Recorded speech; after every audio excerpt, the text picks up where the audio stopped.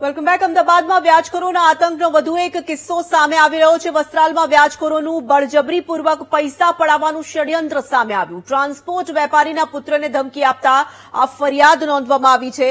22 લાખની ઉઘરાણી કરીને વ્યાજખોરોએ ધમકી આપી હતી। વ્યાજની ઉઘરાણીના કામના બદલે મહેનતાણાની લાલચ આપવામાં આવી હતી।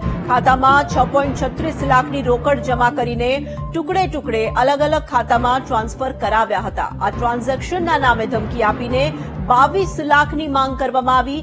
મનીષા શર્મા, વિજય શર્મા, રામરાય શર્મા નામના લોકો સામે ફરિયાદ દાખલ કરાઈ છે। રામોલ પોલીસે ગુનો નોંધીને તપાસ શરૂ કરી છે।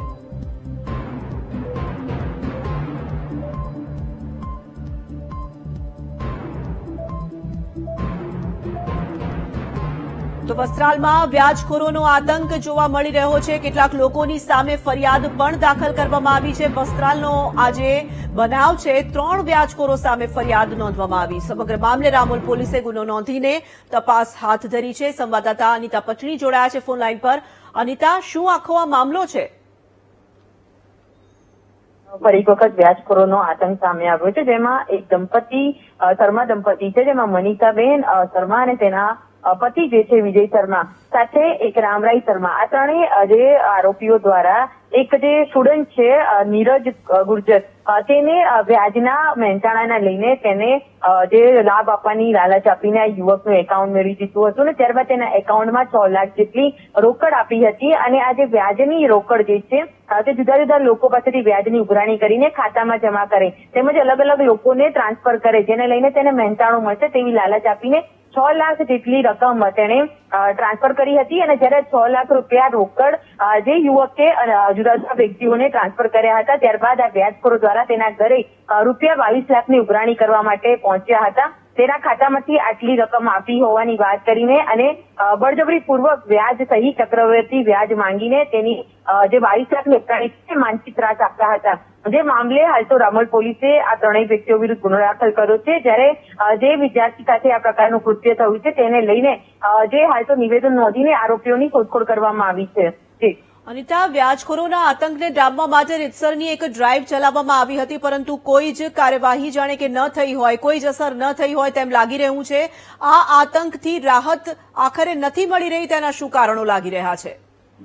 જી તો જે પ્રકારની આ ઘટના સામે આવી છે વસ્ત્રાલ વિસ્તારની, અને આ જે વિદ્યાર્થી જે 20 વર્ષનો યુવક જે છે તેની જ મિત્ર અને જે માતા પિતા આ પ્રકારે આ યુવકને વ્યાજના ચક્રવ્યૂહમાં ફસાવ્યો હતો।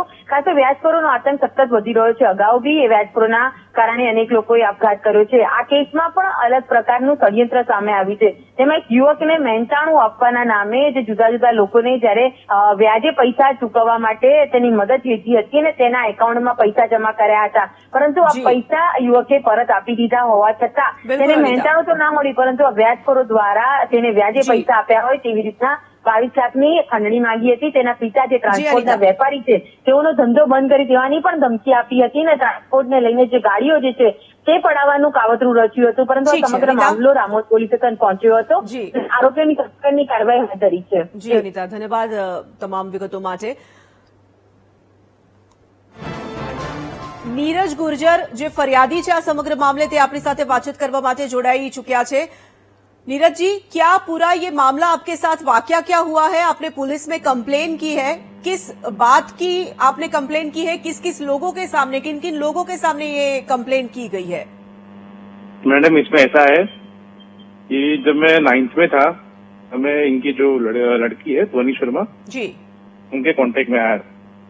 ऐसे तो ये उनके रखते हैं, तो हमारा धीमे धीमे राखी वाखी बांधना हुआ, इनके घर आना जाना चालू हो गया। तो 11th में आके क्या हुआ कि हमारी सेम कॉमर्स की क्लासेस थी मणिनगर पे, मणिनगर जाना चालू हो गया था। तो जैसे इसको मैं घर पे लेने जाऊँ, उसकी बेटी को हम साथ में जाते थे, हम पूरा ग्रुप जाता था साथ में ट्यूशन। तो फिर इसमें धीमे धीमे ऐसा चालू किया कि इनने मुझे धीमे धीमे बातों में ले लेके बोला कि ऐसे ऐसे अपने धंधा करते हैं। मेरे मतलब उनके जो हस्बैंड है उनको इतना पता नहीं है इसके बारे में, जो ये व्याज का करते हैं जी, और ले लेना तो इन लोगों को दे देना। मैं ठीक है, जो इतना मतलब रक्षा राखी बांधती, इतना रिलेशन बन गया था, गाँव साइड की थी, मैं कोई बात नहीं आंटी, मैं कर लेता हूँ, बोली मैं तेरा भी ध्यान रखूंगी मैं। तो मैं करता गया उनका, उसमें मैं ये बोलती थी भाई इसको इतना दे देना, मैं तेरे में डाल रही हूँ। तो मैं जैसे आता था वही सेम डेट वही सेम टाइम को मैं सामने वाली को सामने जो था उनको दे देता था। अब इसमें ऐसा हुआ कि अब क्या हुआ पता नहीं, उन सामने वालों ने सब पैसा वापस दे दिया, पर क्या हुआ पता नहीं। तो अभी 30 जून को ये लोग ने मेरे को एक सेम रिलेटिव के घर पे बुलाया था और मेरे को 22 लाख रुपए की मांगनी करी थी। ठीक है, धन्यवाद हमसे जुड़ने के लिए।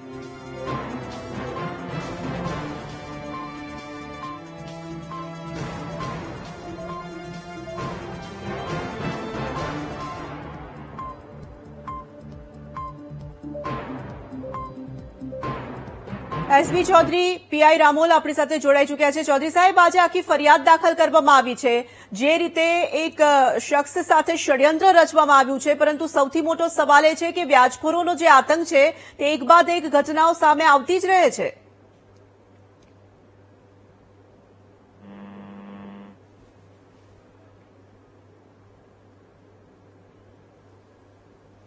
સંપર્ક કપાઈ રહ્યો છે, પરંતુ ફરી એક વખત અમે આપને જણાવીશું કે અમદાવાદની આ ઘટના, વ્યાજખોરોનો આતંક સામે આવ્યો છે, વસ્ત્રાલ વિસ્તારની આ ઘટના છે।